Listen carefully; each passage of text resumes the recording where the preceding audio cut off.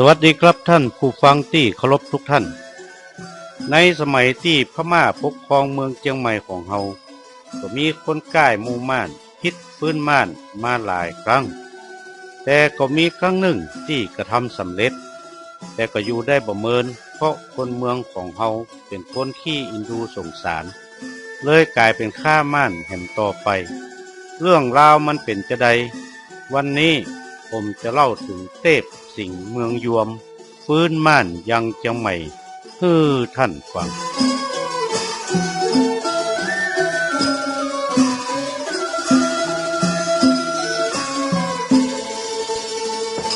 เมื่อปีพ.ศ. 2270เชียงใหม่อยู่ภายใต้การปกครองของพม่าหรือหมู่ม่านโดยมีมังแฮนะฮาซึ่งกษัตริย์อังวะแต่งตั้งขึ้นมาปกครองเมืองเชียงใหม่ในขณะนั้นยังมีตนบุญผู้หนึ่งเป็นเจ้ายวมหรือขุนยวมในปัจจุบันเป็นที่นับถือของคนเมืองเฮายิ่งนักบวชอยู่ที่วัดแสนขานทิมประตูจ้างเผือกชื่อว่าเทพสิงห์จวนคนเมืองเฮาบ่ฮือยอมรับการปกครองของหมู่บ้านเป็นที่บัดถูกใจของมังแฮนะฮายิ่งนักมันจึงแต่งคนฮือไปนิมนต์2-3 เทื่อเทพสิงห์ก็บ่มามันก็เลยส่งคนไป500 คนเพื่อนิมนต์ตุเทพสิงห์มาฮือได้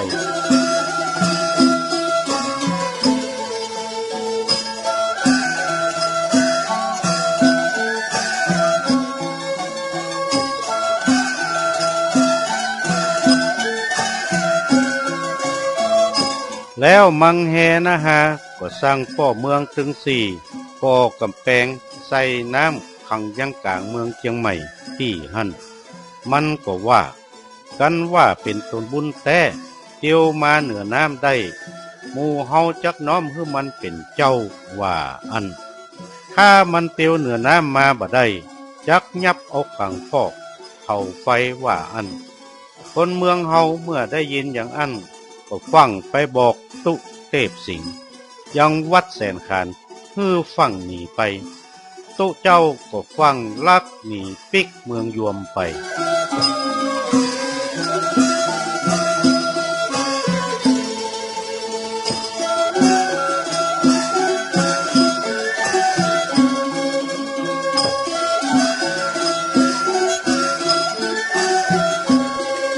เมื่อไปถึงเมืองยวมตุเทพสิงห์ก็ได้การต้อนรับจากหมู่คนเมืองคนลือคนไตเป็นอันมากนัก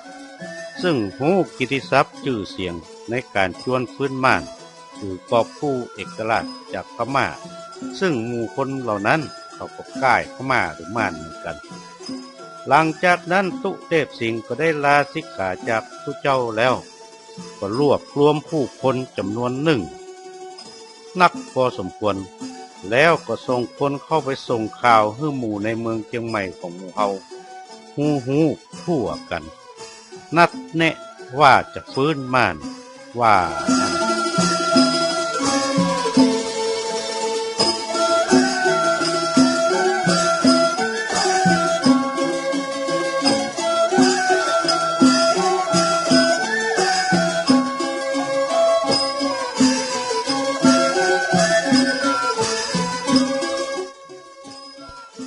เมื่อปีพ.ศ. 2271เทพสิงห์ก็ยกกำลังพลขึ้นมายังเมืองเชียงใหม่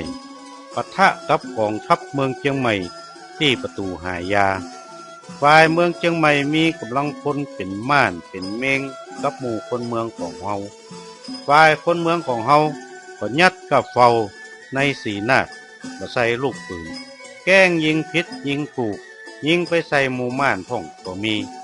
หมู่เทพสิงห์ก็เข้าเมืองเชียงใหม่ได้ทางประตูหายา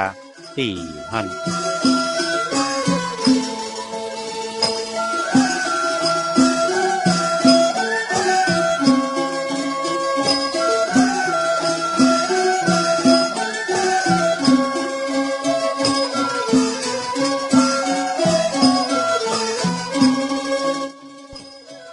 ม่านหมู่เมงทั้งหลาย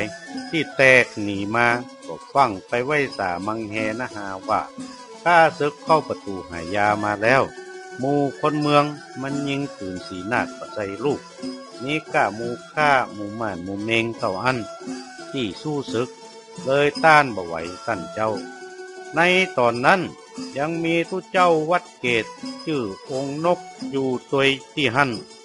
บอกมังแหนะหาว่าเอาคนฮื้อเฮาเตอะเอาจักเป็นโปไปฮบว่าอันมังแหนะหาก็ว่าตัวตั้นเป็นตุก็มีลูกก็มีเมียมันใจการของตุเจ้าที่ไหนว่าอัน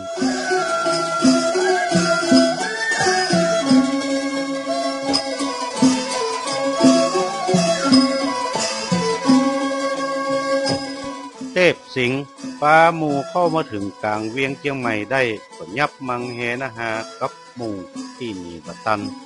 เอามาใส่คอกไม้สร้างที่กลางเมืองเชียงใหม่แล้วก็จุดไฟเผาหลายร้อยคนตายกันยังกลางเวียงเชียงใหม่ที่หั่นหลังจากนั้นก็ตั้งตนเป็นพญาเมืองเชียงใหม่อยู่ได้ประมาณเดือนหนึ่งจึงมีอาชญาเป่าไปว่าสำรวจตรวจดูว่าลูกม่านลูกเม้งอยู่ทางใดเอามาส่งเสี่ยงจับเอาใส่คอกแล้วเผาเนี่ยว่า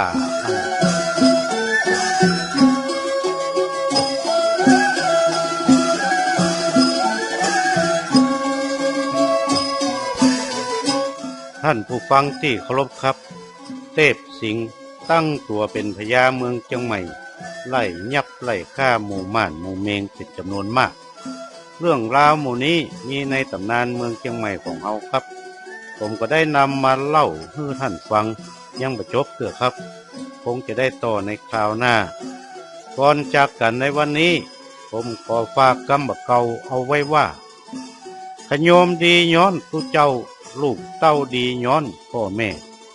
วันนี้ผมนานวาดขอวาดวางลงเต้าอี้เต้านี้แลสวัสดีครับ